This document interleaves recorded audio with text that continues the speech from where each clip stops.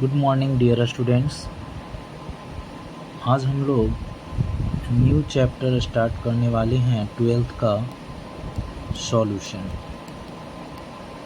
जहां से आपका बोर्ड एग्ज़ाम में 7 मार्क्स का क्वेश्चन आएगा, है ना।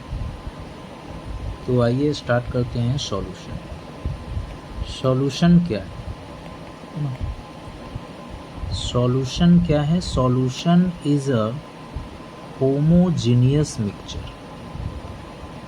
Solution is a homogeneous mixture. अब यहाँ पर सवाल उठता है कि होमोजीनियस मिक्सचर क्या है। ये आप क्लास 9 से पढ़ते आ रहे होंगे कि मिक्सचर हमारा दो टाइप का होता है। First one is homogeneous and second one is heterogeneous, है ना। तो होमोजीनियस हम लोग उसको बोलेंगे वैसा सॉल्यूशन जिसमें कंपोजिशन थ्रू आउट क्या हो, सेम, है ना। कंपोजिशन थ्रू आउट आपका क्या हो, सेम।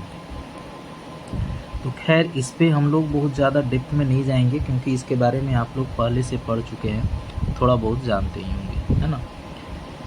तो सॉल्यूशन जो हमारा बनता है वो कितने कंपोनेंट से मिलकर बनता है? Solute and solvent.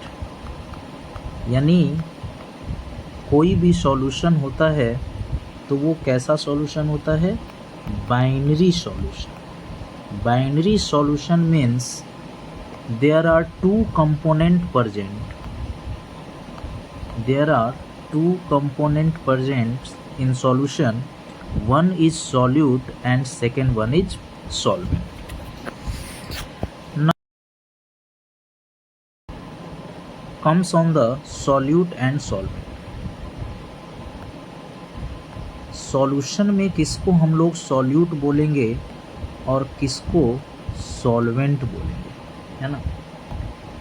अभी सपोज करो कि एक मिक्सचर हम लोग लेते हैं शुगर सॉल्यूशन। आपने शुगर को वाटर में डिजॉल्व किया,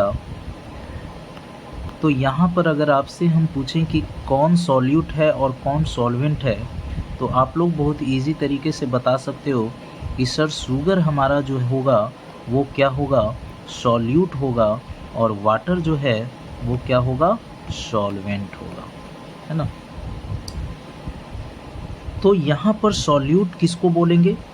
जो लेस अमाउंट में प्रेजेंट हो, है ना। जो लेस अमाउंट में प्रेजेंट है उसको हम लोग क्या बोलेंगे? सॉल्यूट बोलेंगे। और सॉल्वेंट किसको बोलेंगे? जो एक्सेस अमाउंट में प्रेजेंट है, जो मोर अमाउंट में प्रेजेंट है, उसको हम लोग क्या बोलेंगे? सॉल्वेंट बोलेंगे, है ना। ये तो हो गई बेसिक बात, है ना। अभी हम लोग आते हैं नेक्स्ट कंडीशन पे। सॉल्यूट और सॉल्वेंट को पहचानने का सिर्फ यही एक तरीका नहीं है कि जो लेस अमाउंट में है उसको हमने सॉल्यूट बोल दिया और जो एक्सेस अमाउंट में है हमने उसको सॉल्वेंट बोल दिया। आप यूं बोल सकते हैं कि सॉल्यूशन का जो फेज है वो क्या है ना। फेज ऑफ सॉल्यूशन ये डिटरमाइन करेगा आपका सॉल्वेंट क्या होगा। अगर आपका सॉल्यूशन का फेज लिक्विड है, इसका मतलब आपका जो सॉल्वेंट रहा होगा वो भी किस फेज में रहा होगा?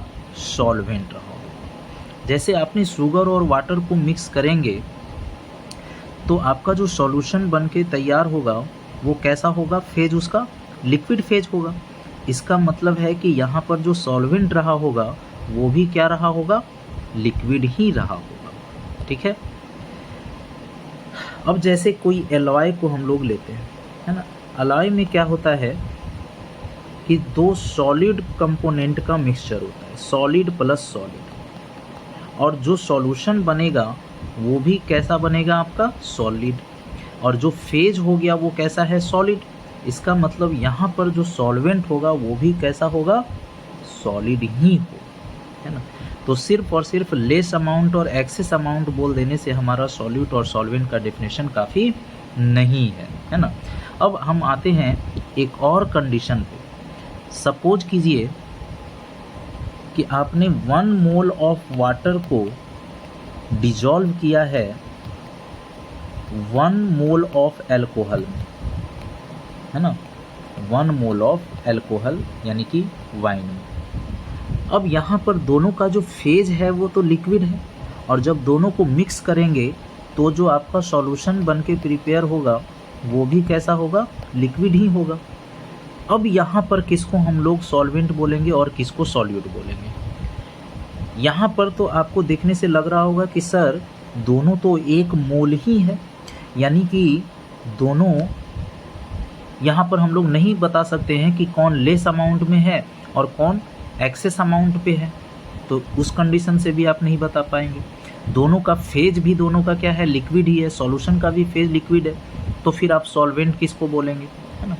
तो इस कंडीशन में हम लोग सॉल्वेंट और सॉल्यूट बताते हैं कि 1 मोल में कितना मॉलिक्यूलर मास होगा, है ना, how many molecular mass in 1 mole of both component, और जिस भी कंपोनेंट का मॉलिक्यूलर मास ज़्यादा होगा, है ना, वही हमारा क्या कहलाएगा, सॉल्वेंट कहलाएगा। अब यहाँ पर आप आसानी से बता सकते हैं कि 1 मोल ऑफ वाटर में आपका जो वाटर का मॉलिक्यूलर मास है वो कितना है, 18 ग्राम, जबकि अल्कोहल का आपका फॉर्मूला है C2H5OH। तो ऑब्वियस सी बात है कि ये अल्कोहल का जो मॉलिक्यूलर मास होगा वो एक्सेस होगा वाटर से। तो इस केस में जो सॉल्वेंट है हमारा वो क्या हो जाएगा, अल्कोहल हो जाएगा, न कि वाटर होगा, न कि वाटर होगा। क्लियर? यहाँ से आप आसानी से सॉल्यूट और सॉल्वेंट पहचान सकते हैं।